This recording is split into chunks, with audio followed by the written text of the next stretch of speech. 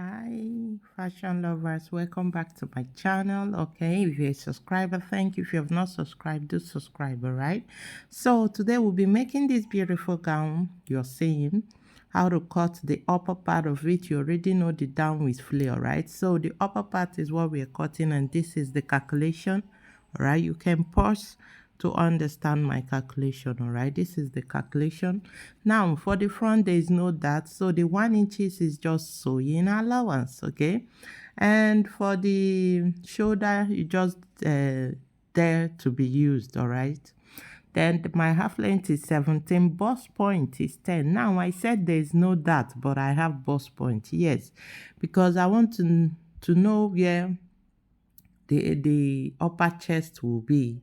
That is why. So first thing, let's continue. So when you get your fabric, you fold into two. All right, this paper is folded into two. That is the first thing. Okay, so when you fold it into two, or your fabric into two first, so I'm marking my shoulder. All right, now from my shoulder I'll mark all the necessary measurements, starting with the half length. You know the upper part stopped at the half length. Okay, now my half length, that is it. Then the next is my bust point. There is no dart, but there is need. I know where my bust point is. Okay, then the next is my armhole depth. It is very necessary. Armhole depth, that is the next thing here. You can see it. The first one is my armhole depth, which I use 7.5. The next is my bust point, okay, which is 10.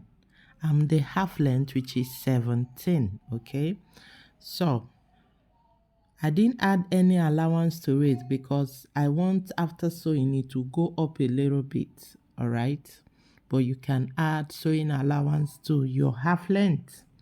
So you can see the labeling. You can see the labeling. All right, that's my armhole depth. Your armhole depth can be 8, 7.5, depending on what you're sewing. Can be 9. All right, so, and depending on who you're making the dress for, that is what determines your armhole depth. The kind of dress, who you're making the dress for. All right, so once you've marked your basic measurement, the next thing is for you to check the calculation you have done, the waist measurement and the bust. All right, now for my bust I have a 12 after division. Abi, was it 12? No, 10, sorry, 10.5. So I'm marking it. Then for my waist I have 7.5. Abi, yeah, 7.5. So I'm marking it 7.5. All right, so you get your tape and connect it. You connect it. Good. Now once you've done that, the next thing is to curve. That is the next thing, to curve from the armhole to the bust point. Now the back of this dress, the back is open. You can see the back on the picture. So you can mark it, that what I'm marking there is 6. Okay, I'll just curve it to the bust point, to the point where this down that I came right now, that is where the back started from. But anyway, you see that later. Then I'll come to the front, the center. From the center you can go in with 2. All right, but I went in with 1.5 by 2 inches. Okay, you can go with 2 inches. You can go in with anything, but for it to have that opening you're seeing down there, that is what I just did right now. All right, now you can look at it very well. You can change any of these things, but just have it in mind, whatever you're doing, consider your bust point and the style. All right, now this opening at the front, the curve there is because of what is on the style, the center of the dress. All right, So I'm doing the cutting, okay? Let me pin before continuing the cutting. So that is our upper part of it.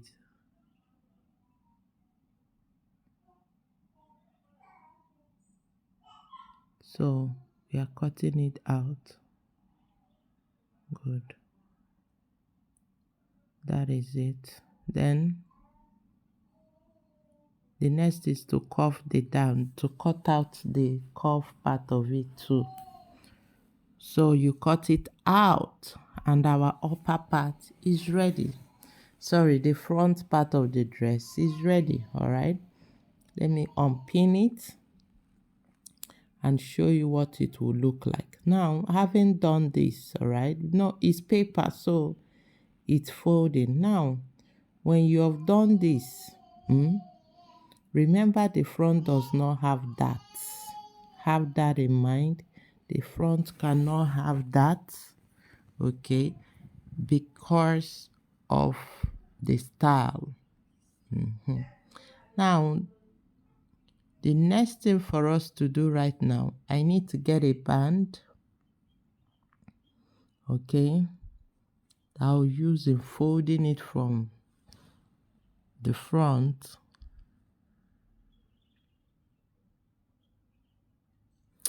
I need a straight band, so let me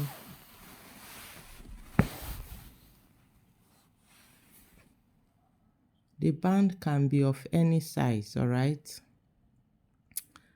but the length, I think, depending on the fabric and how thick it is, I think it shouldn't be up to 8 or thereabouts. So I'll just need to fold this very well, neatly finished, all right. So you fold it, the center of the upper part, the front is what you fold it, right? Now it's this way because it's paper, okay, but when you're doing that with fabric, it will be easy to fold, handle, all right. So let me use pin and hold it.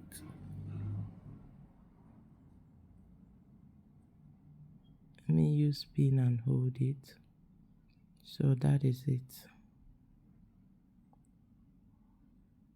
You can see that, all right. Now that opening goes into the down part of the gown. Now with this, what next? We need to cut our back, all right. You can see that the opening at the down. Let's go for the back, all right. Now the back is down. How do I say it? The back of this gown started from, apart from the straps, the band at the shoulder, it started from the armhole, all right, from the bust point level down, So at this level, I will no need starting from the shoulder, okay, no need at all. So I'll just place it above. This tape you'll see me placing above is 10. I just dropped it at 10. All right, then I marked my half length. All right, so the distance is from bust point to half length. When you minus, we have 7. So the length of my back is 7. So I used my bust point, which happens to be 10, to take the back measurement. I don't know if you guys are getting me. All right, once I've done that, no, there will be zip at the back. So I'm marking my zip allowance. Once I mark my zip allowance, then I'll mark my measurement. Remember my waist 7.5, I've marked it. And my bust, which happens to be 10.5, that is where it ends. Then I'll connect it. Okay. Then the next is to cut. All right, this is how it looks. This is how it is. The back is straight. You can see that in the picture. and you can see how tiny the down part of it is. So what I just did is place my tape ahead, starting from where the bust point is. Now, it must not be at the bust point. You can decide to go higher, all right? But when you're going higher, please consider the front, because I connected the side of my front actually stopped at the bust point. So you'll be able to join both of them at the side evenly without any issues, okay? So let's go for the cutting. Yeah, after cutting, you can see how it looks. Oh, this paper is just folding. Good, that is it. Oh, no. The folding is too much, seriously.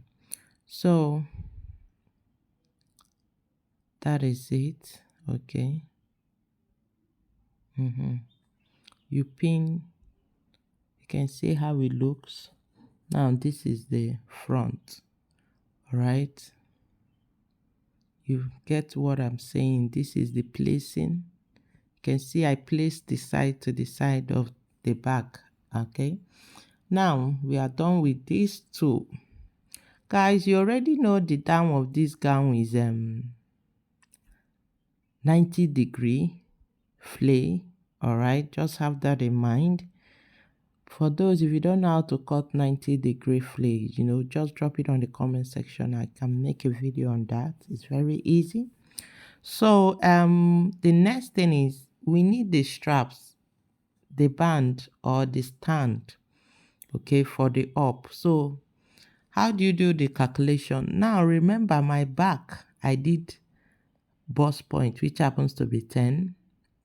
My front, I did armhole, which happens to be 7, okay? So what you do is 10 plus 7.5 gives us 17.5. Just cut 17.5 and place it, okay? Now when you place it, both the sewing allowance goes into that 17.5. Both the sewing allowance goes in. So you place it and sew. The finishing, you already know how to finish it. It can be finished with facing. It can be finished with bias. Yes, facing and bias, lining, whichever one.